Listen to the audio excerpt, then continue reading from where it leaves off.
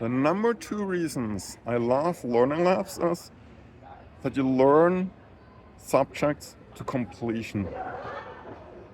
A lot of times when I take a dance class, we'll cover something in the dance class, but there's usually not enough time to actually completely master it. So it's half learned, it doesn't get repeated, so it gets forgotten. So from all the dance classes that I took, there's this huge volume of just like half-learned lessons that aren't really any useful to me. In a learning lab, you learn one-on-one with from a more advanced student. And in that one-on-one unit, you can take all the time you need to like fully get something. And your mentor also helps you make sure you fully got it and you don't just like gloss over it. And if you didn't get it in like one round in the learning lab, the next round you can say like, hey, I want to do that lesson again.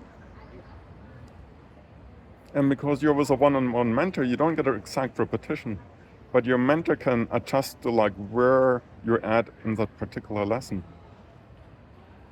The next part is the learning lab has also a teaching component. Like after you learn something, you teach it to the next student. That's how it works. Like someone else teaches you and you end up paying it forward by teaching someone else. And the teaching really solidifies your understanding of it. First, to teach someone else, you have to actually mentally think through the whole thing. You have to logically organize it in your head to tell it to someone, and that usually deepens your learning. Then the other person is going to ask you questions, and they're probably going to be questions you didn't think about. You can probably answer them if you start thinking about it, and that kind of thinking about it and getting challenged is going to make you get some material deeper. Then your learner is going to have some challenges and you have to like figure out like how do you cope them through it.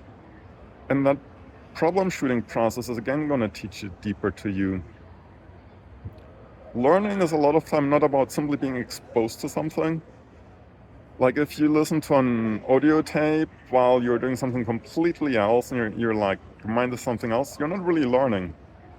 You learn by being exposed to something, making new connections, being challenged to apply it in a different way. And in that way, the learning lab first gives you the time to fully learn when you're in learning mode. And then when you're in teaching mode, you can go really in depth on it.